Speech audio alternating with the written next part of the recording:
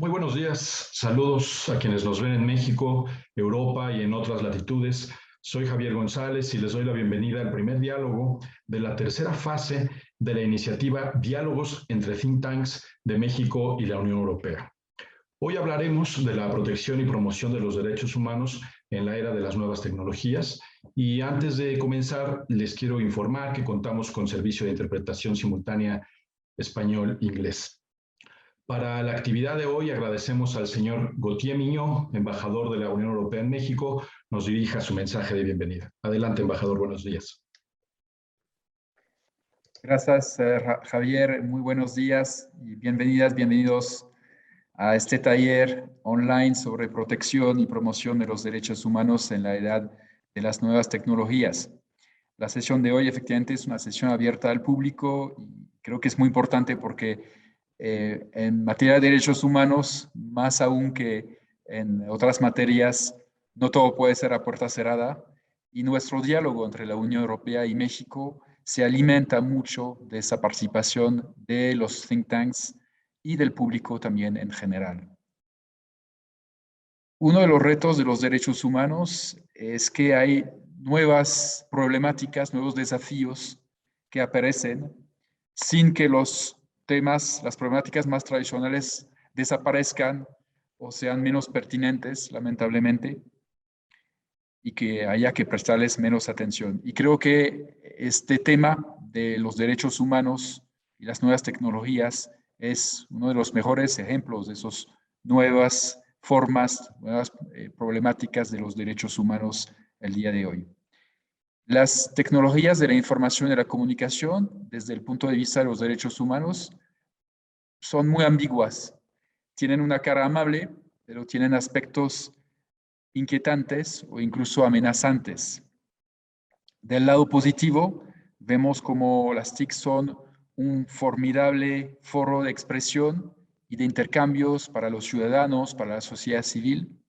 Vemos cómo salvan vidas y la pandemia lo ha demostrado, como pues gracias a ellas nos hemos podido mantener mucho más juiciosos en casa, confinados, y así han contribuido mucho esas tecnologías a salvar vidas. Permiten también denunciar violaciones de derechos humanos y son una herramienta formidable de movilización en contra de esas movilizaciones. Pero al mismo tiempo sabemos que pueden ser un instrumento de control, de represión, de vigilancia secreta o abierta contra los ciudadanos, de violación de la privacidad a través en particular de los datos que dejamos cada uno, cada una a diario en el mundo digital. Y pueden ser, por supuesto, un elemento, un instrumento de limitación de la libertad de expresión.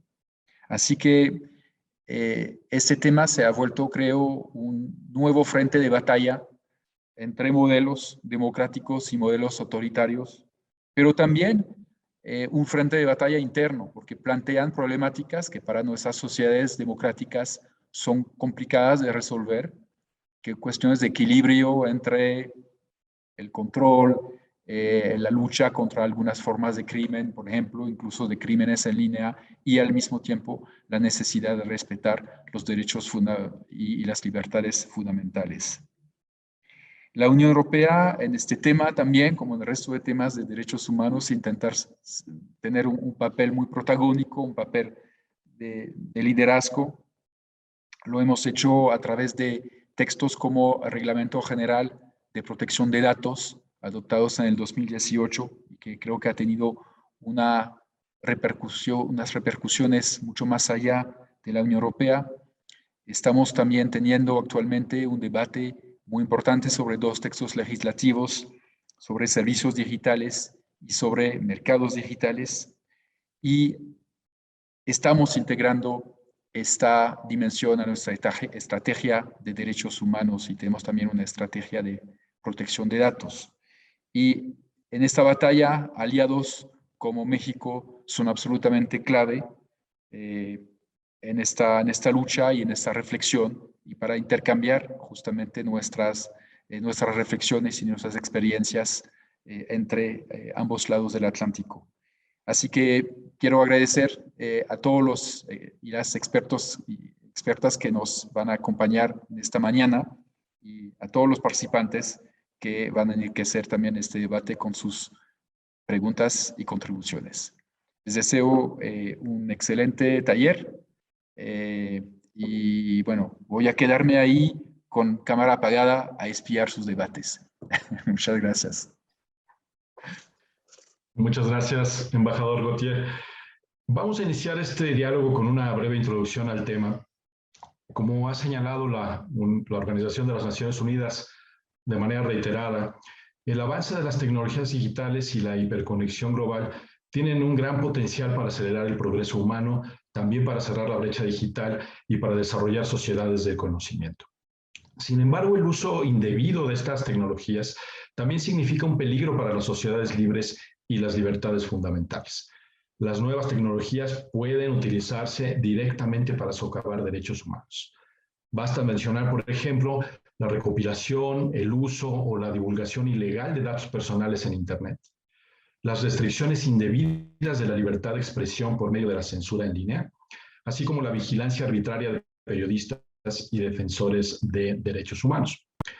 La Unión Europea y México comparten estos desafíos y han venido trabajando para fortalecer sus marcos regulatorios y sus estrategias para enfrentar estos retos. Por ejemplo, y lo acaba de mencionar el embajador Miñó, la Unión Europea ha promovido la adopción de altos estándares por medio del Reglamento General de Protección de Datos, el famoso GDPR, y también un enfoque centrado en el ser humano frente a la innovación tecnológica. En 2020, también lo mencionó el embajador, la Comisión Europea envió al Parlamento dos propuestas legislativas, la Ley de Servicios Digitales y la Ley de Mercados Digitales, que buscan crear un espacio digital más seguro y respetuoso de los derechos fundamentales. Por su parte, el gobierno mexicano ha trabajado también para reducir la brecha digital y acercar Internet a las comunidades más marginadas, más alejadas del país. También desde 2018, México forma parte del Convenio 108 del Consejo de Europa, el primer instrumento legalmente vinculante que obliga a los países a adoptar los principios del Convenio 108 para asegurar el respeto a los derechos fundamentales con relación al procesamiento de datos personales y al flujo transfronterizo de información. Vamos entonces a analizar en este webinar estos desafíos comunes a México, a la Unión Europea y al resto del mundo. Los expertos y las expertas nos compartirán su experiencia y diagnósticos en este tema y nos darán luz sobre las avenidas que México y la Unión Europea pueden recorrer para profundizar su cooperación. Le damos la bienvenida a los participantes del primer bloque sobre libertad de expresión y nuevas tecnologías. Aclaro que voy a estar haciendo la moderación de ambos bloques en español, pero los participantes podrán elegir el idioma de su preferencia para sus intervenciones. En primer lugar, tenemos a la doctora Judith Mariscal. Ella es directora ejecutiva del Centro LATAM Digital y profesora del Centro de Investigación y Docencia Económicas. Bienvenida, Judith. En un máximo de 5 minutos, de 5 a 7 minutos, si son 5, mucho mejor, ¿podrías hacer un primer comentario sobre la brecha digital? ¿Quién o quiénes están excluidos del derecho a Internet?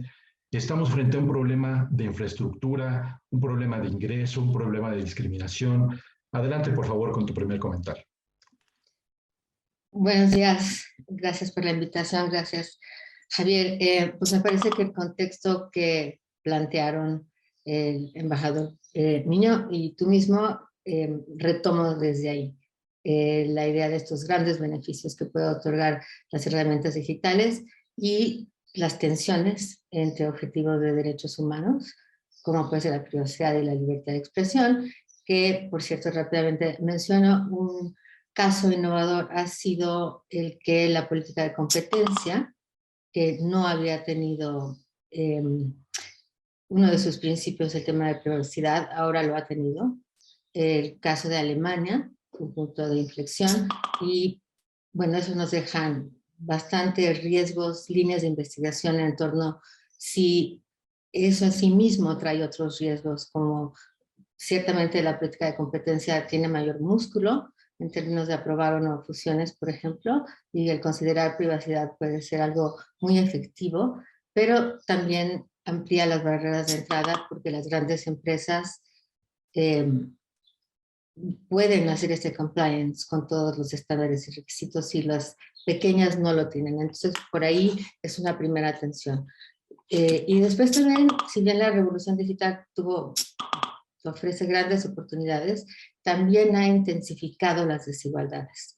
¿Y qué se refiere a eso? Básicamente, la pregunta de investigación es ¿por qué después de más de 2 décadas de diferentes reformas al sector de telecomunicaciones y tecnologías de la información y comunicación no se ha logrado disminuir esa desigualdad? La pandemia claramente ha puesto en evidencia la importancia de disminuir esta desigualdad y en especial de dar un acceso de mucha calidad. Lo que vemos hoy es que para acceder a un gigahertz se necesita por lo menos, por lo máximo, 2% de su ingreso, y en México y en muchos otros países es mucho mayor. Eso se debe a un déficit de infraestructura, por un lado, y un problema de asequibilidad. Gracias, Javier. No, gracias a ti, Judith, sobre todo por poner ese énfasis en el tema de la desigualdad, la falta de acceso como una primera limitante o una primera barrera para el disfrute de derechos humanos. Quiero comentarles que al final de nuestro webinar vamos a tener una pequeña encuesta para consultar la percepción de la audiencia sobre esta actividad, por lo que les vamos a agradecer ingresar al enlace que más adelante pondremos en el chat. A continuación, quiero dar la palabra a Vladimir Cortés, quien es el oficial del Programa de Derechos Digitales en Artículo 19 México y Centroamérica. Gracias, Vladimir, por tu participación. ¿Podrías comentar en tu primera intervención sobre la libertad de expresión en Internet? ¿Qué desafíos enfrenta este derecho? Sabemos del gran reto de la desinformación, la violencia en línea, el discurso de odio. ¿Dónde estamos regulatoriamente y cómo podemos enfrentar estos problemas? De 5 a 7 minutos. Muchas gracias, Vladimir. Gracias a ti, Javier, también a todas las personas por la organización de este evento, por la invitación a este diálogo y desde luego también a quienes se están conectando a este seminario. Definitivamente estamos, y me parece que fue muy atinada en ese sentido la Relatoría Especial para la Libertad de Expresión al decir estamos frente a un punto de inflexión de la libertad de expresión en Internet. Estamos frente a estos retos importantes para los estados democráticos, desafíos, como bien lo señalabas, ¿no? La violencia en línea, la desinformación, y lo que también ha llamado y ha considerado los dilemas de compatibilidad de los procesos, las decisiones y los modelos de negocio de empresas privadas con los estándares democráticos ya existentes en materia de derechos humanos y, desde luego, de libertad de expresión. Entonces, un primer punto tiene que ver con identificar este tipo de desafíos y abordar, entonces, las soluciones desde un punto de vista en el cual se plantee qué puede ser lo más eficiente desde el punto de vista legal, proporcional, necesario para atender los problemas. Sobre todo en un contexto en el que estamos viendo que se están multiplicando iniciativas legislativas con supuestas soluciones que están terminando en ocasiones por empeorar el panorama de derechos y libertades, no solamente en el caso de México, sino también en el caso de otros países de América Latina. Recordemos que actualmente en Chile hay una propuesta que se está discutiendo ampliamente y que está nuevamente generando un debate y un diálogo muy importante también desde sociedad civil, señalando efectivamente cómo esto, lejos de proteger los derechos de las personas usuarias, se puede convertir en un instrumento que pueda silenciar voces importantes, que pueda silenciar debates necesarios en una sociedad democrática. Entonces, todas las acciones, incluidas las iniciativas legislativas, se tienen que mirar a la luz del contexto de asedio que hay también a la libertad de expresión, al ejercicio de la protesta. Recordemos también recientemente lo que se vivió en abril y mayo en Colombia, donde también supuso un reto, no solamente en términos de las protestas que hubo en las calles, sino también las protestas que se trasladaron al espacio digital y los cuestionamientos y el rol que juegan también las nuevas tecnologías, no solamente en la documentación de la brutalidad policíaca que se vivió en el caso de Colombia, sino también frente a algunas decisiones que se tomaron y que generaron también dudas de la actuación en contextos tan importantes como lo pueden ser las protestas. Y por otro lado, creemos desde artículo 19 que cualquier propuesta de regulación, ya sea en materia de plataformas, de redes sociales, o que aborden la complejidad del ecosistema digital, requieren un examen cuidadoso desde una perspectiva del derecho a la libertad de expresión. En ese sentido, y ya para finalizar esta primera intervención, los estados tienen que identificar cuál es el método necesario y menos restrictivo para lograr una protección efectiva, que tenga además en cuenta la evolución y las funciones de las plataformas digitales en la promoción y protección de los derechos humanos, en la cual se incluye también la expresión en línea. Y un último elemento para destacar, esto tiene que hacerse desde una perspectiva multisectorial. ¿Esto qué quiere decir? Que el diálogo tiene que ser un diálogo permanente, abierto, continuo, entre las distintas partes, comunidad técnica, academia, sociedad civil, sector privado y, desde luego, los gobiernos. El enfoque multisectorial tiene que prevalecer cuando estamos abordando y cuando estamos pensando en la complejidad de fenómenos como puede ser el discurso de odio, la desinformación y otros aspectos más que tienen que ver con la protección de los derechos humanos en el espacio digital. Gracias. Muchas gracias, Vladimir. Quiero invitar al público a utilizar el chat para hacernos llegar sus preguntas. Por favor, incluyan el nombre del o la ponente a quien va dirigida. Y Vladimir, bueno, pues me parece que los desafíos a la libertad de expresión que señalas, pues dan un marco excelente para la tercera presentadora del bloque. Ella es Joanna Bronovichka. Es directora del Centro de Internet y Derechos Humanos en Berlín. Joanna, ¿cómo afectan estos desafíos a los derechos humanos de las minorías o de los grupos más vulnerables, incluyendo desde luego a las mujeres, a los niños? ¿Cuál es el rol de las grandes plataformas o cuál debería ser el rol de las grandes empresas de tecnología y las redes sociales para proteger los derechos de las personas? ¿Cómo se regulan o se autorregulan los contenidos generados por los usuarios? Adelante, por favor, de 5 a 7 minutos tu primera intervención. Hello, everyone. I'm a sociologist. I'm originally from Poland. I'm now based in Berlin. And as you mentioned, I have paid attention not only to digital rights broadly, but how people at risk are especially affected by them. When I was 19, I visited Mexico. I was hiking in the remote area of Barranca del Cobre, and I met the Tarahumara or Raramuri children, which reminded me a lot about also of the Roma community in Europe. And what I mean by that is that when we think about human rights in the digital age, we really need to think about those who remain at the margins of our society, who are isolated either because of discrimination, violence, oppression, or because of their own choice. And even though the access to internet really expanded in last decades, when we talk about the real and meaningful right to participate in the democratic process, in the right to really express your viewpoints, that is still a privilege of few. In other words, our online public sphere is not as diverse and vibrant as it could be, because there are certain voices that are still absent from it.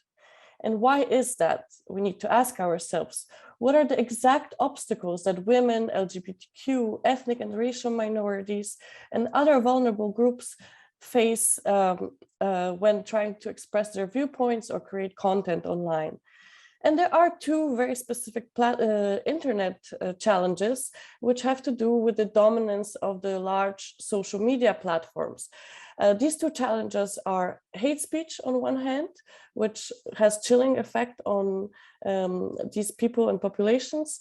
And on the other hand is the algorithms that rule the speech. I have to say that I'm very happy that these topics got a lot of attention from the general public, and that we now know more than ever about what these platforms are doing. And we also know more than ever what we don't know, what is hidden, sometimes on purpose, by these big players. I'm talking, for example, about the whistleblowers who uncovered that Facebook knew about the potential harms that Instagram has on young women. But I'm also talking about successful projects by independent researchers, for example, like Troll Patrol, which through crowdsourced research found out that 7% of tweets to women are problematic or abusive, and women of color, especially Black women, are particularly affected. We know more about algorithms also thanks to some companies actually being open. For example, Twitter just recently released information that shows that their algorithms prefers right-wing information to left-wing information. We also now understand more because some of our institutions have women or people of color in them. I'm talking about the fact that the Special Rapporteur on Freedom of Expression, the UN Special Rapporteur Imran Khan, is a woman and a person of color, and that her most recent report about freedom of expression focuses on gender as a priority, and that it has a explicitly feminist and intersectional approach. So there is a greater public awareness, and this has a very important consequence because now we have more willingness to regulate how these platforms govern hate speech, how they govern the algorithms.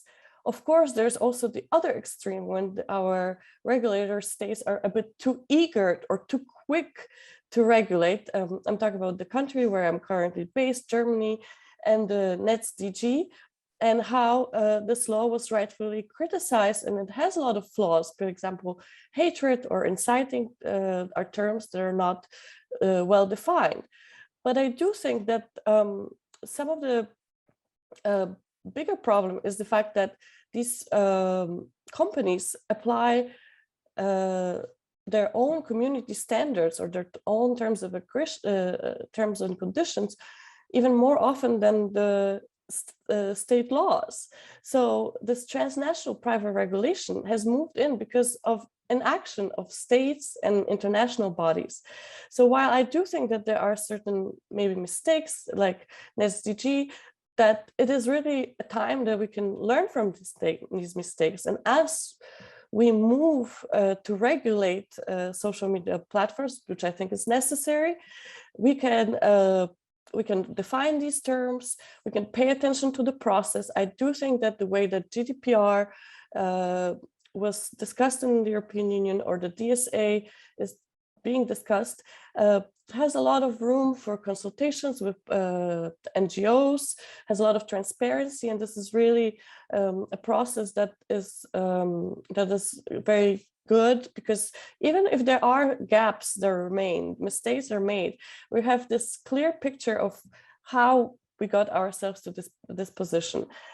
So I do think that regulation of social media platforms will take a lot of tweaking and changing and adaptation.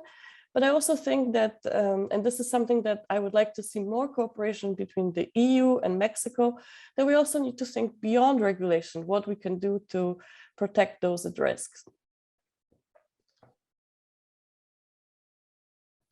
Perfecto, Joana. Muchas gracias por tus comentarios válidos todos sobre los sesgos en la información y cómo afectan a las personas que se han quedado al margen de los procesos de desarrollo.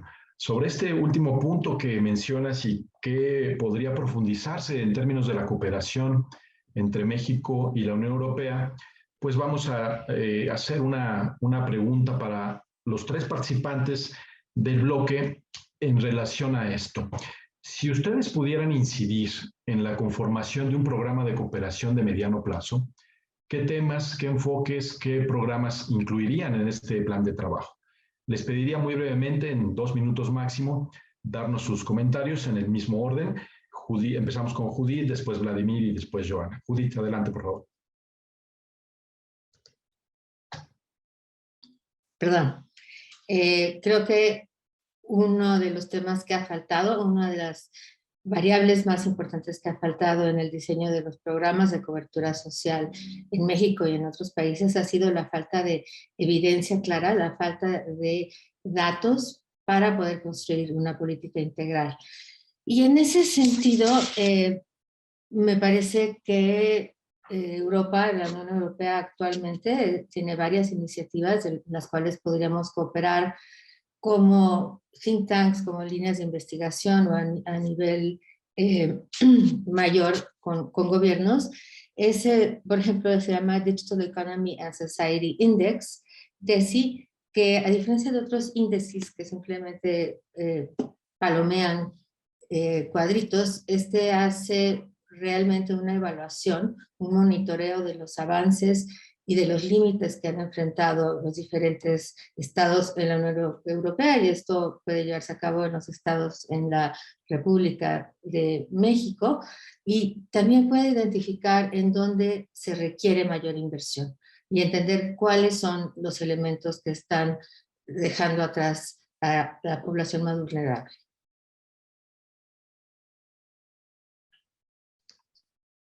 Adelante, Vladimir, por favor, muchas gracias. Gracias. Me parece que un elemento que podría ser y significar relevante tiene que ver con los diálogos entre parlamentarios y multisectoriales entre la Unión Europea y México. Recuperar, por ejemplo, la experiencia que ha significado la construcción del Digital Services Act y del DMA para justo entrever cuáles han sido las dificultades, cuáles han sido los retos a los que se han tenido que enfrentar en el proceso de construcción, cuáles han sido los enfoques que se han colocado sobre la mesa cuando se está hablando de plataformas de redes sociales, de cómo se crean y se conceptualizan cierto tipo de definiciones, y esto no con el ánimo de, nuevamente, y algo que reflexionábamos hace unas semanas, en el copy-paste, ¿no?, de lo que están haciendo directamente en el caso de algunos países de Europa o en el caso de la Unión Europea, sino que exista la posibilidad de identificar cuáles son las áreas específicas, por ejemplo, en materia de transparencia, ¿no? ¿Qué se está haciendo en materia de transparencia para que estemos hablando no solamente de reportes que tradicionalmente están entregando las plataformas de redes sociales, sino podamos hablar de una transparencia significativa? En materia de debida diligencia, ¿no? Lo mismo, ¿de qué manera se está incorporando dentro de la ley, dentro del DSA, los componentes y los elementos que permitan proteger el ejercicio de los derechos humanos, y cuáles han sido también las críticas que se han realizado, las críticas que se han hecho desde distintos sectores en cuanto, por ejemplo, a la vaguedad que puedan surgir en algunos de los artículos de la ley del Digital Services Act, ¿no? Yo creo que ahí podemos encontrar un muy buen espacio, un muy buen intercambio, también para acercar justamente a nuestros parlamentarios, a nuestros congresistas, que conozcan efectivamente que no se trata únicamente de emitir una legislación simplemente, sino de que esto requiere un diálogo y un proceso crucial y fundamental. Yo creo que ahí puede haber un elemento y un aspecto a destacar, y sobre todo, y insistiría mucho en esto, diálogo parlamentario, pero también un diálogo multisectorial que pueda involucrar a sociedad civil, a la academia, la comunidad técnica y también al sector privado.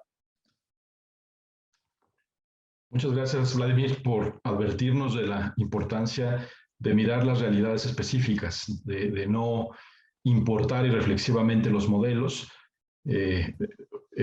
Dicen que el importar irreflexivamente estas regulaciones es como un trasplante, ¿no? Si el paciente lo rechaza, pudiera ser peor el resultado, ¿no?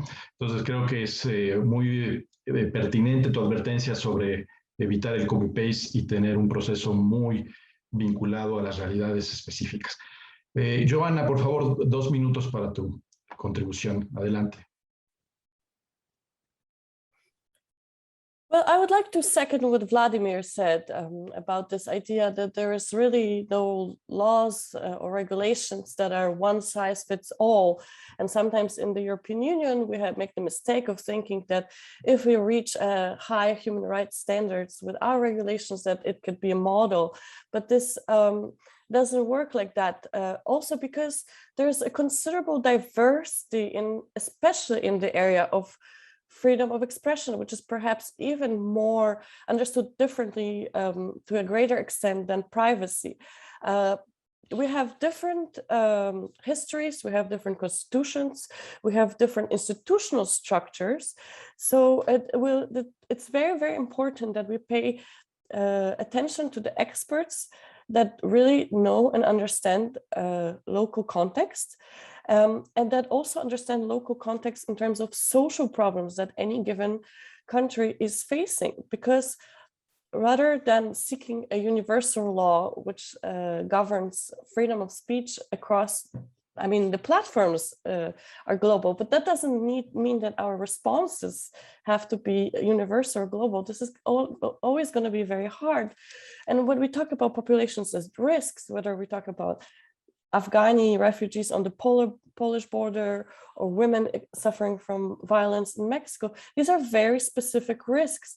And this is also important. We need to go beyond the discussion about regulation.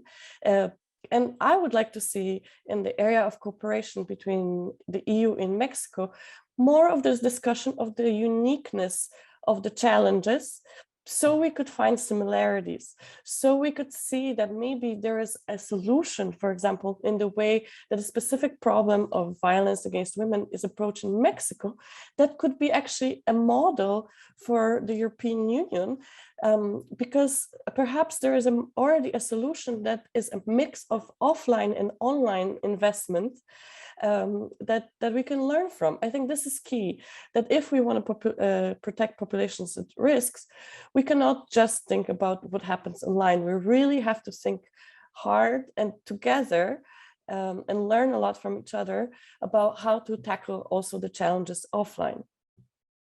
Thank you. Excelente, muchas gracias. Bueno, antes de iniciar el segundo bloque, tenemos unos minutos para preguntas y respuestas del público. Tenemos una hora mismo e invitamos a que sigan escribiendo sus comentarios y sus preguntas. La pregunta se dirige a cualquiera de los expertos, expertas que quisieran responderla. ¿Cuál fue el efecto de la pandemia en los medios tecnológicos y la promoción de los derechos humanos con un enfoque específico en México y la Unión Europea? Si pudieran responder brevemente esta pregunta, es abierta para cualquiera de las tres que quisieran responder. Veo que Joana ha levantado la mano, también Vladimir. Joana, adelante, por favor. Well, I think one area that is very exciting is that we all had to start working online, which created much more attention on a topic that is very close to my heart, which is the digital rights of workers online. And I think now that we all experience this, we can all ask ourselves a question of what happens to our privacy when we not only step into the workplace, but when we turn our computers. What are the actual rights that should govern our online working life? And I think this discussion will go forward. Another area is, of course, the pandemic meant explosion in the delivery sector, and we already had the discussion about how to protect the rights of gig workers in the European Union, platform workers, and I think that has also accelerated because now we realize that when everything stops, there are still people out there who have to save the day, and that we should really do more to protect their rights. Gracias, Joana. Vladimir, adelante con tu respuesta. Gracias. Me gustaría señalar como tres aspectos. El primero tiene que ver con la resignificación en términos de en materia pública de lo que significa la brecha digital, particularmente en el caso de México. Recordemos, y como también lo apuntaba Judith, ¿no? Sigue habiendo alrededor de más de 30 millones de mexicanos y mexicanas que no están conectadas, y que buena parte de los esfuerzos en materia de política pública para conectar a estas personas se ha centrado en el espacio público. Ahora, justamente, uno de los grandes retos es la pandemia lo que hizo fue llevarnos a nuestros hogares, y en donde también tenemos una importante brecha en materia de acceso a las tecnologías de la información y la comunicación, es justamente en los hogares, a la banda ancha fija. Ahí me parece que es uno de los aspectos, ¿no?, que justo se tiene que atender en este contexto de la pandemia, y resignificar o adaptar también a que en casos de contingencia, pues también la conectividad no solamente se da en los espacios públicos, sino también hay una necesidad de conectar en los hogares. El segundo elemento que me parece que también se coloca sobre la mesa, que próximamente el día de mañana vamos a estar justo en una audiencia temática en la Comisión Interamericana de Derechos Humanos, es cómo la tecnología también ha impulsado ciertos modelos que pueden orillar a los estados a una mayor vigilancia de las actividades y las acciones que realizan la ciudadanía a través de la tecnología, a través del uso de ciertas aplicaciones que justamente cuando se miran a la luz de la libertad de expresión, del derecho a reunión y asociación, pues justamente los estándares que tenemos que poner sobre la mesa son los de necesidad, proporcionalidad, de efectivamente evaluar ese tipo de medidas. La misma Organización Mundial de la Salud ha hecho recomendaciones muy específicas hacia los estados para que esto no se convierta ya en una práctica sistemática de vigilancia y que transgreda también la esfera y el ámbito de la privacidad. Y un tercer elemento que me gustaría ya para cerrar, y quizá también respondiendo a una de las preguntas que estaban ahí, bueno, ¿qué también se puede hacer en este contexto de pandemia, de plataformas, de ir más allá también de lo que Joana decía de la regulación tradicional? Desde artículo 19 creemos que hay al menos dos vías que se pueden colocar sobre la mesa. Uno tiene que ver con, nuevamente, modelos de regulación de múltiples partes interesadas, algo que desde artículo 19 nombramos los consejos de redes sociales. Y dos, tiene que ver con un modelo descentralizado de moderación de contenidos. Yo creo que ahí justamente estos diálogos y esta riqueza entre la Unión Europea y el caso de América Latina también se puede fortalecer en justamente explorar otras vías y otras alternativas que puedan conducir justamente a garantizar la protección de los derechos de las personas. Gracias. Contrario, muchas gracias, Vladimir. Judith, adelante con tu comentario. Pues brevemente, gracias, Vladimir, porque yo iba a decir esta parte de, perdón, la importancia de la banda ancha fija. En general, los países en desarrollo siempre han sido los cibernautas. En general, el acceso ha sido móvil. La pandemia arrojó luz sobre la importancia de esta banda ancha móvil y al mismo tiempo, en el caso de México, lo que muestra es que pues, la última reforma que empezó desde 2013 en México fue un fracaso en este sentido. Lo que vemos sobre la red mayorista, por ejemplo, la red compartida, pues ha sido muchos años después una red redundante, es decir, que se ha instalado en los lugares en donde ya existía un servicio de cualquier forma. Entonces, esto no ha sido la solución, debemos de reexaminar. En el otro caso de la red de banda ancha fija, que es la red llamada troncal, que son la fibra óptica que hoy tiene la CFE, pues claramente no ha despegado, ni creo que despegue en estos momentos. Entonces hay que reexaminar esto y de nuevo hablando en términos de qué podemos aprender de Europa, me parece que tiene que ver con los procesos, el proceso de diseño e implementación de estas políticas. Esta reforma en México fue cerrada, fue no inclusiva, se hizo en realidad una simulación en el Senado para la participación de expertos y stakeholders y terminaron siendo los errores que ya se habían discutido desde antes y ya se habían advertido. Entonces tenemos que reexaminar el diseño, tanto el concepto, pero también como el proceso a través del cual se diseñan estos programas de cobertura social. Perfecto. Vamos a tomar una más y pasamos al segundo bloque. Roberto Ángel Montes pregunta, con respecto a la desigualdad de las brechas en las naciones, ¿qué estrategias se podrían implementar para no dejarlos fuera del desarrollo de los derechos humanos. Judy, tienes la mano levantada, pero no sé si es por la participación anterior. Pero Pero adelante. Bueno, yo creo que es dramático estas diferencias tanto al interior, pero también entre países. Y lo que estamos viendo, lamentablemente, a través de estudios, es que el acceso a banda ancha en general tiene un mucho mayor impacto en países en donde están más desarrollados. Es decir, marginalmente, el impacto que puede tener en el bienestar de las sociedades es aún mayor cuando ya existe un despliegue de banda ancha. Entonces, lo que estamos viendo más bien es que se necesitaría un salto cuántico para poder llevar a la población hoy vulnerable que no tiene ese acceso. Y obviamente esto es simplemente pensando en la conectividad, pero además tenemos que estar pensando desde ya, porque está aquí con nuevas tecnologías como la inteligencia artificial, en donde no se ha volteado a ver en países en desarrollo como México, en donde hay muchísimos problemas de derechos humanos, como sabemos en las discriminaciones de los algoritmos. Entonces me parece lamentablemente muy difícil. Muchas gracias. Para cerrar brevemente, Vladimir, adelante. Gracias.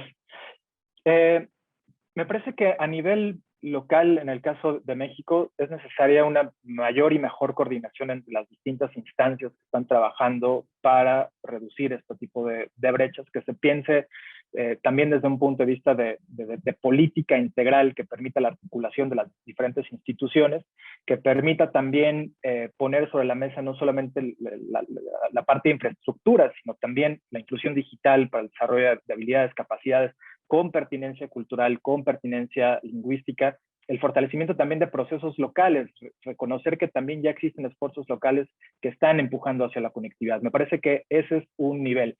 Y ya más a nivel internacional, creo que el papel que pueda tener la Unión Internacional de Telecomunicaciones, ITU, también resulta crucial y fundamental para empujar justamente hacia la reducción y hacia el trabajo de las brechas existentes entre las naciones. Ahí me parece que también hay un aspecto que hay que poner mucha atención y que también hay trabajos y esfuerzos coordinados entre los países y también desde sociedad civil para justamente apuntar a que esto se coloque también en el centro. Gracias. Joana alcanzó a levantar la mano justo a tiempo, entonces adelante, por favor. I think that what is disappointing when we talk about this challenge is that we usually use the economic perspective, and that's true for the European Union, and human rights are there just as a footnote. So we often talk about connectivity or increasing broadband as a way to increase relative competitiveness of a particular nation vis-a-vis perhaps another regional player or vis-a-vis China. And we see that, for example, there's a lot of investment in the AI because there's this idea that we have to remain competitive in this global race towards development of artificial intelligence. And I just think that human rights, but more specifically in economic equality, are simply not even the main goal often when we talk about these policies. And I think that has to change. We have to phrase them with a specific goal of reducing inequality, and then these policies will also look different. Thank you. Excelente. Muchas gracias a todas los participantes en este bloque. Más adelante podremos seguir conversando con ustedes. Ahora vamos a iniciar el segundo espacio que pone el foco sobre los temas de privacidad y los desafíos o las tensiones en materia de derechos humanos. En primer lugar tenemos a Sara Degli Esposti. Ella es investigadora del Consejo Español Superior de Investigaciones Científicas. Sara, yo te quisiera preguntar cómo están los temas regulatorios en cuanto a la protección de datos, la adecuación entre los marcos europeo y mexicano para el flujo de información y cómo el derecho a la intimidad puede contraponerse a la vigilancia legal o ilegal por parte del Estado. Igualmente, como el primer panel, Tienes de 5 a 7 minutos para la primera intervención. Adelante, muchas gracias. Thank you, Javier, for your question. Well, it's as said in the previous panel, I mean, these problems are global, but the solution is local.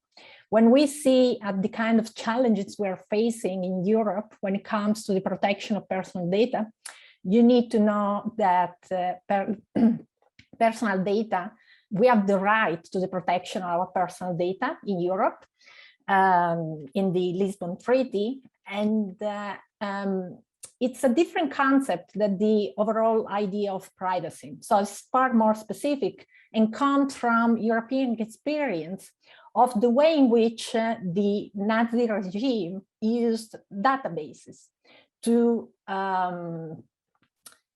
find people belonging to minority groups. So in Europe, there is, and any kind of minority everywhere in the world know very well why they are afraid of surveillance technologies.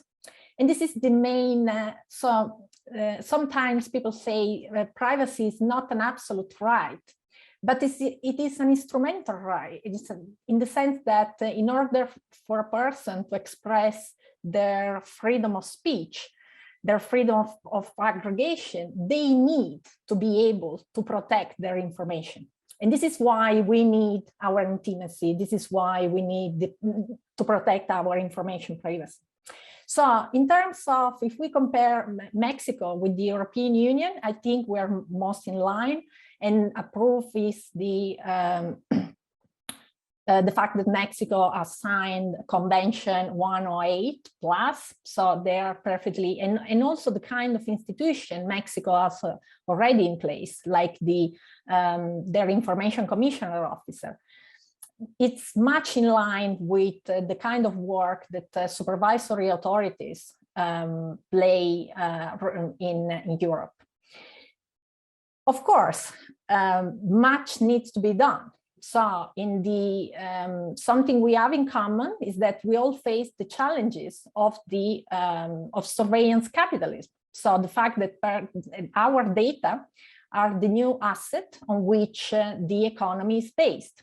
And this is at the core of proposals such as the Digital Market Act or the Digital Service Act. So something we have in common, Mexican people and European people, is that all these people need to be more aware of the risks of these technologies in the sense, and also the opportunities. So something, for example, that could be done is to increase people's awareness of the fact that they have a choice when they decide to create an account on a social media platform in Europe, in Mexico, and everywhere. We tend to rely on technology which is produced in the US, because it's very convenient, and also because of the law of platform economics. I mean, the fact that, of course, you want to join a platform where other people are already, which create a decrease in the competition in the market.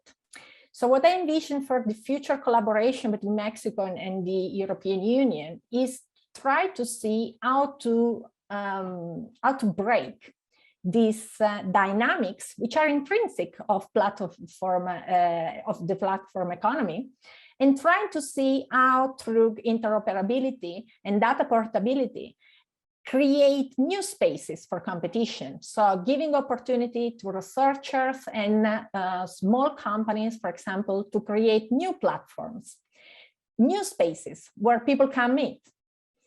Thank you. Muchas gracias, Sara, por esta primera intervención y sobre todo por señalar tan claramente que el derecho a la privacidad puede ser una llave, ¿no? Un derecho instrumental, como tú lo dijiste, para el disfrute de otros derechos, que me parece un concepto central. Vamos a continuar con Luis Fernando García. Luis Fernando es director ejecutivo de R3D en México. Le queremos dar la bienvenida y preguntarle, Luis, ¿cuáles son las particularidades de los abusos o de las violaciones a los derechos humanos cuando hablamos de nuevas tecnologías? En particular, los temas de uso indebido de datos biométricos, por ejemplo, el procesamiento automático de datos para la toma de decisiones y, desde luego, los muy sensibles temas de vigilancia que ya han sido comentados. Adelante, de 5 a 7 minutos, por favor. Claro.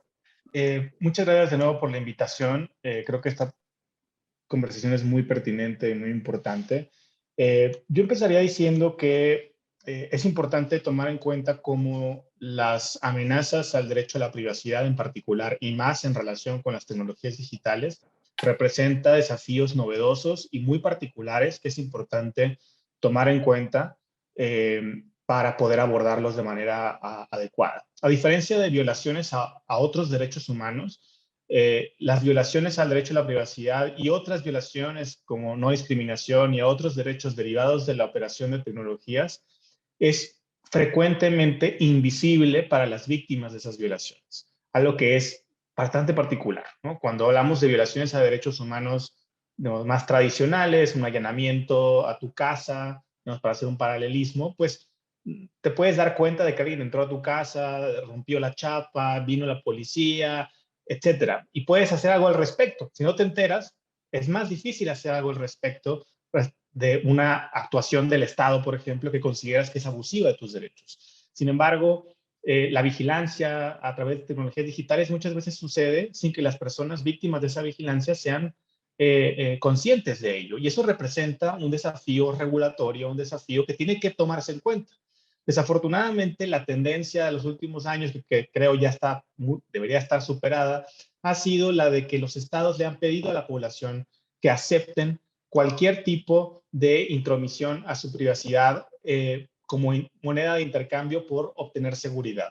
Sin embargo, la experiencia, sobre todo en México, ha demostrado que ese es un grave error, que no podemos confiar en actos de fe para, digamos, esperar lo mejor y que las autoridades a las que se les da mucho poder, o incluso compañías que tienen mucho poder, lo puedan ejercer en secreto y no va a ser abusado ese poder. Ese modelo está demostrado que es fallido y lo hemos visto en México con casos en donde hay adquisiciones de herramientas tecnológicas que se hacen con corrupción, el uso de esas herramientas de vigilancia que es abusivo en contra de personas periodistas, defensoras de derechos humanos. Es decir, no podemos, el modelo regulatorio de tener fe en que las autoridades no van a usar herramientas tecnológicas poderosas en secreto de manera abusiva es un modelo fallido.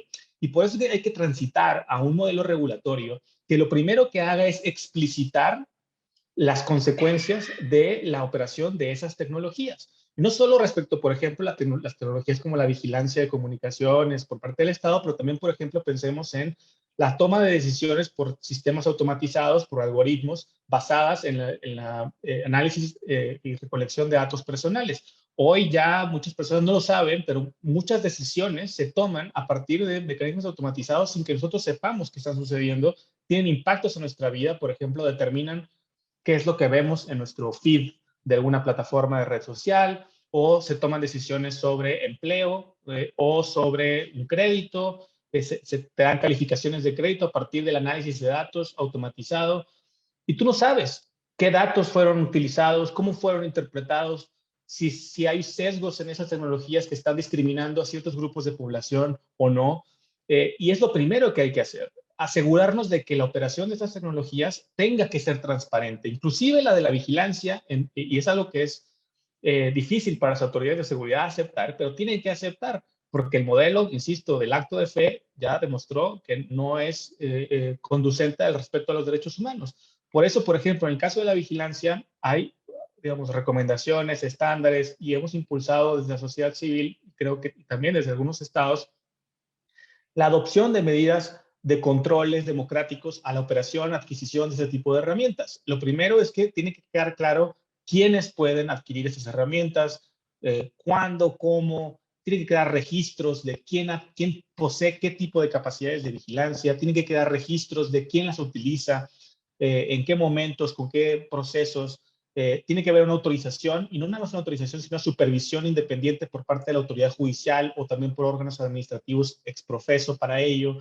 Las personas afectadas por estas tecnologías de vigilancia deben ser notificadas de haber sido sujetas a estas medidas de vigilancia para que en caso de que consideren que han sido abusivas, puedan acudir a las instancias correspondientes.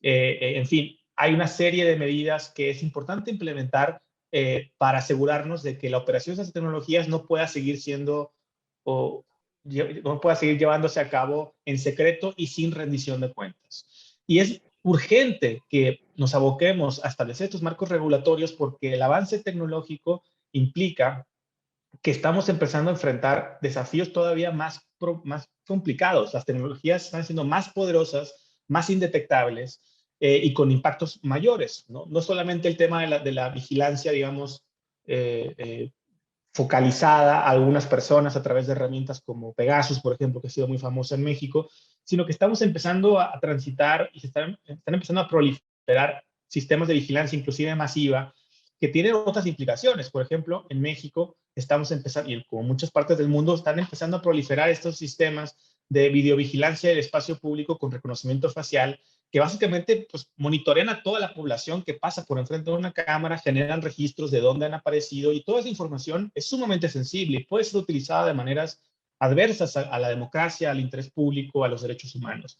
Insisto, y con esto concluyo, creo que es importante entender que estos desafíos son actuales, no hay urgencia, hay necesidad de colaboración y creo que los sistemas europeo y mexicano en el tema de la privacidad, si bien no tanto en la libertad de expresión, donde sí hay diferencias muy considerables, creo que sobre todo en los marcos jurídicos, en el marco jurídico de privacidad y el entendimiento de la importancia del derecho a la privacidad como plataforma para el ejercicio de otros derechos, hay una identidad que puede también ofrecer una alternativa a los dos modelos dominantes que se nos ofrecen en el mundo de la regulación en temas tecnológicos y de privacidad. Uno, pues profundamente autoritario, ¿no? Que vemos en países como China, por ejemplo, y otro en donde el Estado es ausente y se deja a la población a merced de las decisiones también autoritarias de empresas privadas monopólicas. Creo que hay una tercera vía que tenemos que fomentar y que Europa y México pueden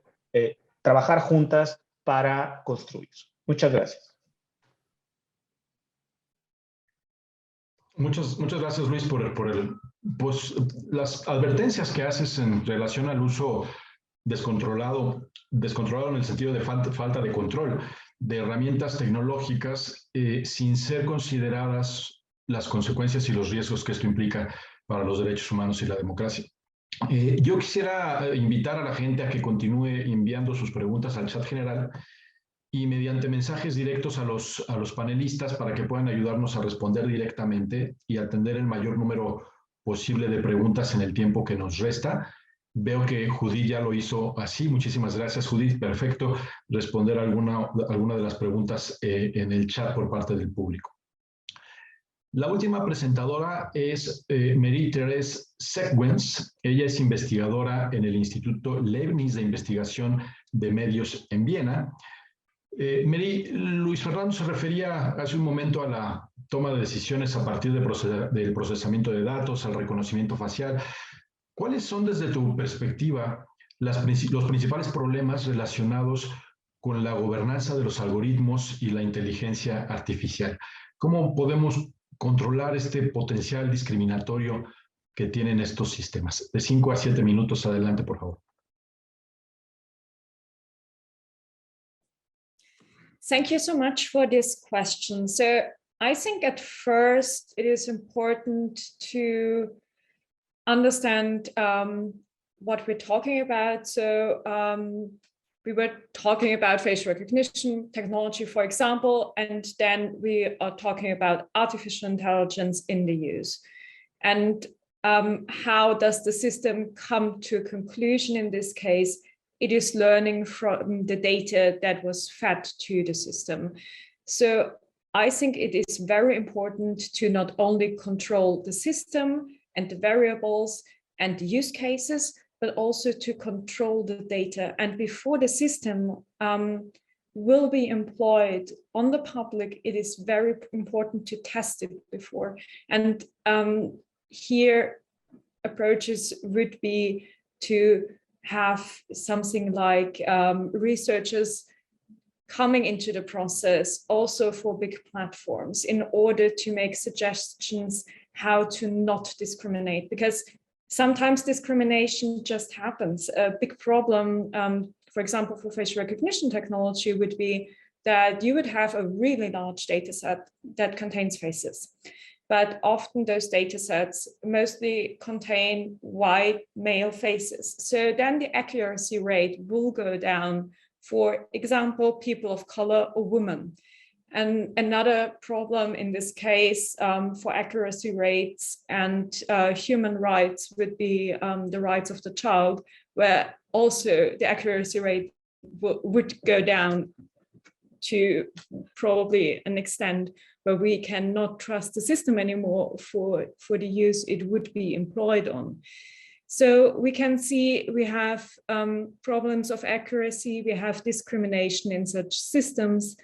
And what is the EU doing, for example? So we were talking about regulative approaches where the EU did intervene with the General Data Protection Regulation, where we empower the user and give him new rights, also new rights to know what is going on.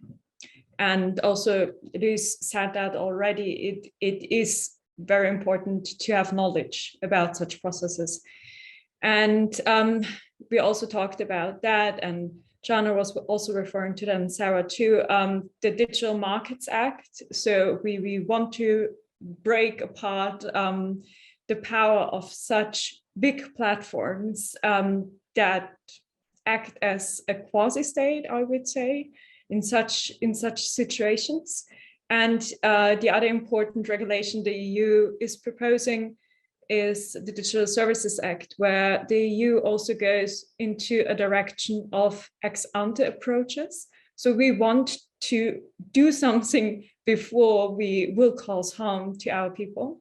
And also it is thinking about those risk-based approaches and more transparency. So something that is really something like a leitmotif that comes back is transparency in order to really understand what is going on. And what also was proposed by the EU this year in April is the focus on artificial intelligence. So we see that this kind of system or these kind of systems can really cause harm. One problem is that some systems still act as black boxes. So even if we want to regulate or if we want to control, the question is, what can we understand? Or do we just trust this opaque black box system? And I think it is very, very important that we draw those red lines for some use cases, for some data, for some users, and for some areas. For example, we can see that in the Artificial Intelligence Act by the EU, where we say, okay, something we really don't want to use is social scoring or real-time remote biometric data identification in systems in public spaces that is enforced by, or it is used by law enforcement. So I think these red lines are very important to set for countries as a first point for these new regulations.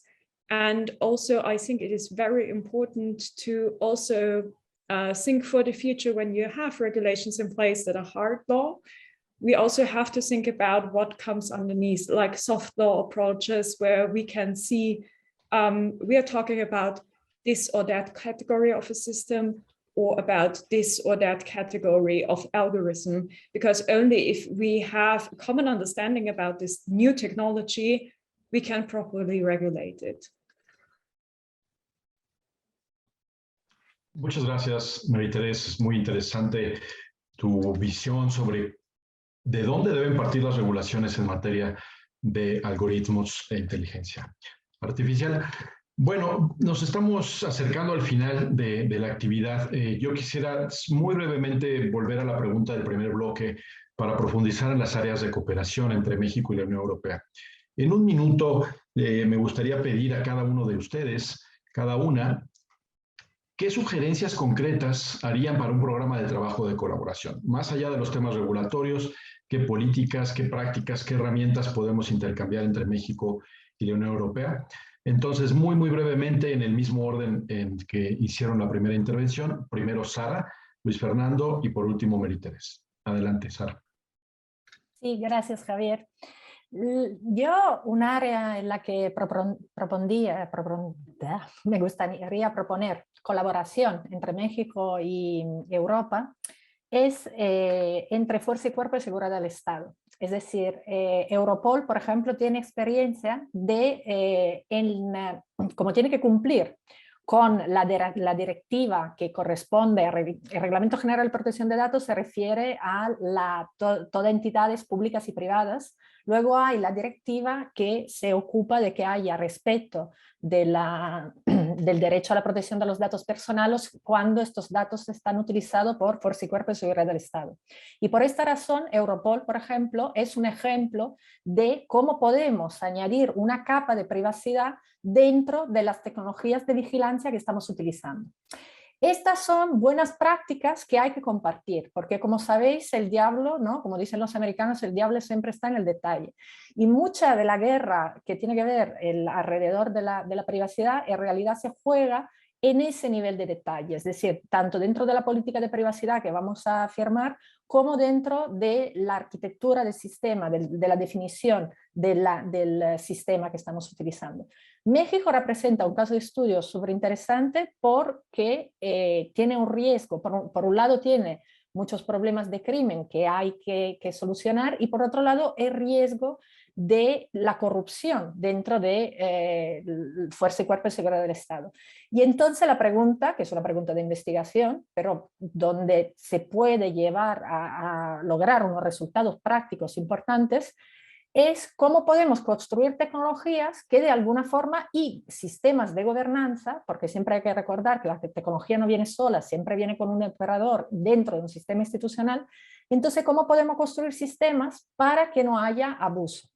Entonces, o de alguna forma para que haya mecanismos para que en el momento que haya abuso, las organizaciones, los periodistas, el tercer sector, pueda enterarse, pueda dar visibilidad y pueda hablar y pueda generarse esa transparencia y ese cambio, ¿no? Esa prevención y falta de abuso de estas tecnologías. Gracias. Muchas gracias. Luis Fernando, si tuvieras que hacer una sola propuesta para inscribir en nuestro programa de trabajo de cooperación, ¿cuál sería esta? Bueno, sin duda creo que varias de las que he mencionado son muy importantes. Creo que una colaboración para, digamos, también construir yo diría hasta una alianza política en relación a un modelo distinto de entender cómo la tecnología debe impactar a la sociedad democrática, es decir, una alternativa política global a los dos modelos dominantes. Creo que México y Europa tienen esa oportunidad. En particular, yo diría, por ejemplo, en el tema de la vigilancia en el espacio público con el reconocimiento facial, el cual, por ejemplo, en Europa ya hay pasos que se están dando para prohibir esa práctica que está proliferando en otras partes más autoritarias del planeta. Creo que trabajaría en construir esa alianza para lograr esa prohibición y además, y segundo lo que se ha mencionado en torno a la cooperación para el establecimiento de sistemas, porque no se trata de que las autoridades en México no tengan la posibilidad de utilizar la tecnología para combatir la delincuencia, etcétera. De lo que se trata es de que haya controles democráticos, efectivos, verificables, robustos, que nos aseguren que las tecnologías que van a ser adquiridas y utilizadas por el Estado van a estar acotadas y van a ser utilizadas exclusivamente para los fines para los cuales son adquiridas. Y no van a ser utilizadas como desgraciadamente hay una gran historia en este país de abuso en contra de opositores, periodistas, personas defensoras y de manera creciente en contra de la población en general para el control político, como lo estamos viendo en otras partes del mundo. Entonces yo fomentaría eso, construir una narrativa y un impulso hasta diplomático, yo diría, de construir una alternativa al autoritarismo digital declarado de algunas partes del mundo y ante la ausencia absoluta de Estado y de regulación que deja a las personas también indefensas ante la vigilancia por fines comerciales por parte de empresas privadas monopólicas. Muchas gracias. Mary Teresa, en un minuto, una acción para inscribir en nuestro programa de trabajo cooperación. ¿Cuál sería para ti la más importante? I think I would add cooperation in the sense of education and research, where we also want to create tangible objectives, like, for example, those soft law recommendations where we find similar definitions, where we find similar terms we can agree on, like this red lines I talked about, which systems do we not want, which is a system that is a best use case, for example, in Mexico, and also how can we probably divide systems that not only act autonomously, but also have a human in control or in the loop, and really get a common ground of understanding between those two countries and find a probably taxonomy about digitalization and define the step before we go probably into regulation and have research that really has access to data and information in order to find good solutions to work on and to criticize. Muchísimas gracias por sus contribuciones. Vamos a hacer en el tiempo que nos resta lectura de preguntas del público, muy brevemente para proceder al cierre. Creo que hay una pregunta que puede ser muy interesante para responder por cualquiera de las tres personas, de Juan Pedro Rodríguez. Y la pregunta dice, además de la vigilancia por parte de los estados, ¿qué opinan de la obligatoriedad de contar con teléfonos inteligentes, conexión permanente a Internet, descargar aplicaciones que extraen datos para acceder a servicios básicos bancarios, abordar vuelos, agendar citas médicas y un largo etcétera? No es una nueva forma de discriminación, no afecta más a la población más vulnerable, incluida la vacunación de COVID, que requiere proporcionar cuenta de correo electrónico. Bueno, un poco larga, pero creo que el sentido es muy claro. No sé quién quisiera empezar, si pueden levantar la mano para responder esta pregunta. Adelante, Luis Fernando. Sí, creo que es una pregunta muy pertinente, ¿no? Y digamos, tal vez, más allá de contar con un teléfono, es decir, el hecho de tener que identificarte, por ejemplo, hay iniciativas proliferando en México de la creación de bases de datos centralizadas con datos biométricos, por ejemplo, y tener que identificarte con una identificación digital, una cédula única de identidad digital que se pretende instaurar sobre la base de una base de datos centralizada de datos biométricos. No solo están los riesgos de que las bases de datos centralizadas ofrecen un punto único de falla que hace muy atractiva a los atacantes informáticos y que la hace vulnerables de esas bases de datos al robo, al acceso no autorizado, y en el caso de los datos biométricos puede generar incluso daños irreversibles, porque no, a diferencia de que se te filtra tu contraseña, pues puedes cambiar tu contraseña, pero es más difícil o imposible cambiar tus datos biométricos y puede generarte efectos, digamos, problemas para toda tu vida. Pero hemos visto en muchas partes del mundo que se han impulsado estos sistemas de identificación que han generado problemas precisamente de discriminación. Sobre todo cuando tenemos estas brechas digitales en donde un sector muy importante de la población no tiene ni acceso a Internet, no tiene acceso a dispositivos de telefonía propios, y que le estamos poniendo todavía más barreras. Por ejemplo, en México, otra base de datos biométrica para comprar un chip de telefonía móvil. Eso va a excluir a un sector de la población vulnerable al acceso al teléfono móvil, y al no tener acceso al teléfono móvil lo estás haciendo un prerequisito para el acceso a servicios públicos y privados, pues eso genera claramente problemas de discriminación. Además de que estos sistemas de identificación biométrica cometen errores, que a veces uno puede decir, bueno, es un porcentaje muy pequeño, 1, 2, 5%, pero 5% de toda la población termina siendo un número muy importante. Y hemos visto casos en la India, por ejemplo, o en varios países africanos en donde errores en los sistemas de identificación han provocado, por ejemplo, que gente muera de hambre por la imposibilidad de acceder a servicios públicos y de alimentación en casos de sequías y de hambrunas que están sucediendo en esos países. Entonces hay que ser muy cuidadosos en establecer como prerequisito y condicionamiento para el acceso a servicios públicos o privados la entrega de datos biométricos o la pertenencia de un dispositivo de tecnología que un sector muy amplio de la población en México y en muchos países del sur global no cuentan con él. Entonces es importante resistir la tentación del solucionismo tecnológico y creer que la tecnología nos va a resolver cualquier problema, y pensar también en los problemas que puede generar la introducción de estas tecnologías, sobre todo afectando a personas ya de por sí marginadas y afectadas de manera discriminatoria en nuestras sociedades. Muy interesante el concepto de solucionismo tecnológico. Luis, muchas gracias. Sara, tienes levantada la mano, ¿quieres contribuir también? Adelante. No, muy brevemente, porque me hace pensar a la que los estudiosos llamamos la paradoja de la privacidad. Es decir, que la gente suele quejarse, ¿no?, de que le preocupe, suele decir, no, me preocupa, claro que estoy muy preocupado, ¿no?, estoy muy concernido por mi privacidad, y luego el comportamiento normalmente desmiente, ¿no?, o contradice esa preocupación, ¿no? Por eso todos tenemos teléfonos inteligentes, todos tenemos cuentas en plataformas digitales. Por otro lado, es cierto también que la desconexión digital es, por eso se habla, ¿no?, que se convierta en un derecho, de que hay que protegerlo, porque hay la participación a la vida compartida, a la vida política, a la vida social, cada vez más se hace a través de estas plataformas.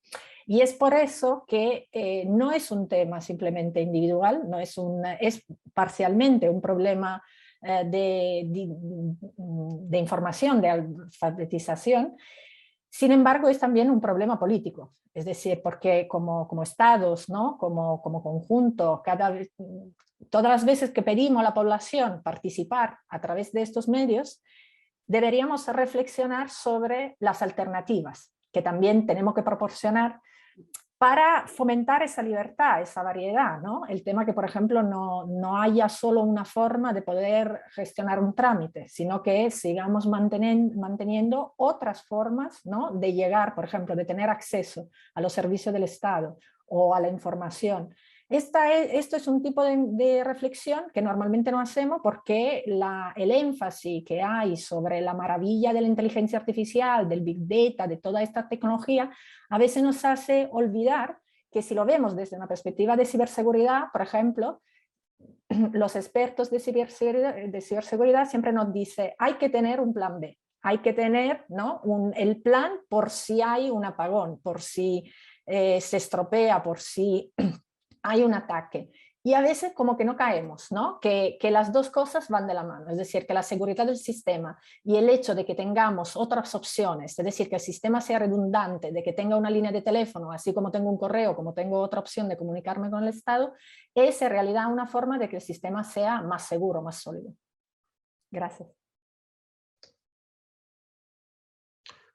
Muchísimas gracias, Sara, y muchísimas gracias a los tres participantes. Lamentablemente el tiempo pues se nos agotó, pero me parece que nos han dado muy amplias luces, tanto el primer panel como el segundo, sobre los aspectos regulatorios, los aspectos de política pública y de diseño institucional que necesitamos tener en cuenta para hacer frente a los retos de las nuevas tecnologías, salvaguardando los derechos humanos y los valores de la democracia.